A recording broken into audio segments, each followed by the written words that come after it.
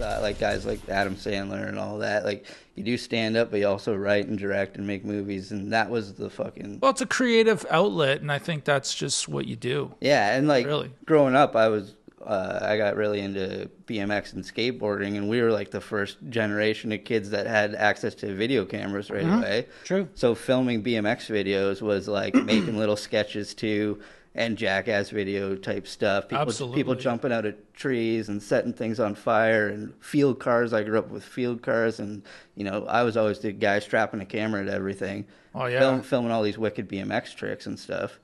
So then, like, film school, it kind of made sense. But then also I heard about the Humber comedy program at the same time. Totally. And I thought about doing that, but you actually had to, like... Funny? Do a performance for that. You had to, like, and be funny. And I'm funny, but I've been making all these funny videos and stuff instead of, like, I've never done anything on stage. Never done stand-up. Didn't act or do theater or drama. Wait, so or in order to anything. get into that, they expect you to already have hit the stage? Well, I think they want you to do like an audition kind of thing, and I've never done anything like that. I think to get into film school, you made some shorts. Yeah, but I had that. Yeah, So I had credentials for that, and I had made a couple of shorts that had done like little film festivals and stuff, and like I knew how to work cameras and shit. And like I was like, well, film school makes sense, so I did that. So you went to Humber for film? No, I went to Sheridan. Oh, you went to Sheridan? Yeah. Okay. I did the Sheridan 3-year media arts program. Oh, nice. Yeah. And Did it work out for you? yeah. Was it you utilized that education? Yeah, I think it was the best route. Instead of going straight into comedy, learning the film side of things first, and like, learning how to write. Because I always wanted to write and stuff too, so I did really well in screenwriting classes and stuff until I got kind of in trouble in one for writing like 10 pages of dick jokes, and they don't really like that in film school, but that was kind of where I was going. Nobody knows. Comedy's hard. Comedy's hard in film school too. Nobody wants to make comedy in film school. Everyone wants to do their dumb dramas and horror movies and stuff. Right. So pitching comedies were always hard. We got a couple things made. I think that's through and through comedy. Comedy's tough. Yeah, nobody's making comedies right now in the world. They're not. Yeah. Which is just a sad reality. In the 90s, and with the Adam Sandlers and the Ben Stillers and... The last comedy we did was with Harland Williams. Yeah. Was it The Wingman? Yeah. Yeah, I'm stoked to see it. Yeah. Yeah. It's so ridiculous, and it's straight out of the 90s. It's glad he's doing that again, and hopefully that paves the way for guys like me, because that's the shit that we're writing and that we want to make, but getting it made is the toughest fucking thing right now. So I think after doing the film school thing, I still had stand-up on the brain. Straight out of film school, we started following around comedians, kind of making like a little documentary on Canadian comedy. We followed a guy, Rob Pugh, who's like one of my favorite Canadian comics. Rob Pugh. I don't know. He's a big Canadian comic, and his Comedy Now special was hilarious and just a good dude. So he's been around a little bit, but we followed him around, and then through that we got to meet a bunch of stand-ups. And Mike Wilmot, another one of my favorite stand-ups in the whole fucking country. Mike Wilmot's one of the best. And met all those guys, Pete Zedlacker. And through meeting those guys, they were like, well, we need somebody to make comedy specials. So I started doing that. We started making comedy specials. The first one we did was for Pete Zedlacker. And then I've done dozens of comedy specials since then, just producing them and directing them. And man, right on. Crewing them up. And because we're like, what, you put 5 cameras in a comedy club? Well, I know how to do that. It's easy. Yeah. So I've done a ton of comedy specials now. Do you edit on the fly, or like with a switcher, or do you... We're starting to do that more. Back then, we're running 4 or 5 cameras and then cut later. Cut it later. Yeah. Wow. Which, I mean, that's not a lot so of work. bad. It's not like doing 3 hours podcasting. No. Fuck. Yeah, hour-long comedy special. But usually what you do is you record at least 2, sometimes 4 or 5 shows. And, and then watch them all, pick the best bits, go over it with the comic, with another producer, and figure out what we're doing to cut our hour together. And like I've done everything from small specials at like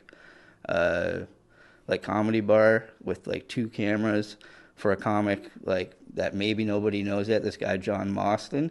And then that one we ended up fucking selling, and it's on Apple and Prime and Amazon and all that stuff. That one went far. And then I've done Danforth Music Hall for Brent Butt, No way. and I produced that, and it didn't really go anywhere. He made like 4 Instagram clips out of it because he wasn't happy with his performance, and we only filmed one show. So that one ended up going nowhere. It was the biggest budget I had for one. Spent a bunch of money on it, and I've got the jib operator that does the Raptors game. Spent $2,000 on him for the day, and we shot on like Sony FX9s and stuff. And then, and then like beautiful special. And nobody saw it. And then you shoot one in Comedy Bar with like 2 5D Mark IIIs, and that one goes to Amazon. So comedy's you only have so many takes, and if the performance isn't there or something goes wrong. Okay. Now, was it Brent's choice not to release this? Yeah. I only produced it up until post-production. I sent it all to his company, and then they didn't go anywhere from whatever they did in post. And then kind of talked to them a little bit about it, not Brent directly, but his people. And they're like, yeah, just, wasn't what we needed. And then he put out an album this year that he recorded in Calgary, I think, and it's doing great. So it's all about... Now, so was it his choice? Yeah, his choice. He put out like 5 or 6 Instagram clips, and they've got these beautiful jib shots in them and stuff, and you can see it. I'm like, I produced that Instagram clip. Oh, So wow. that's just how comedy goes. Crazy, though. Yeah. So It's interesting. but it's fun to produce those things, and like I'm working on a couple right now. I have probably 4 in post right now that I'm cutting. And Damn, you're a busy dude. I try to be. But that's great because I'm like working in comedy as well as being a comic. So that's Like a bit of a Judd Apatow. well, I'd like to be at that level. I would like to get to a place where I'm doing more film type stuff.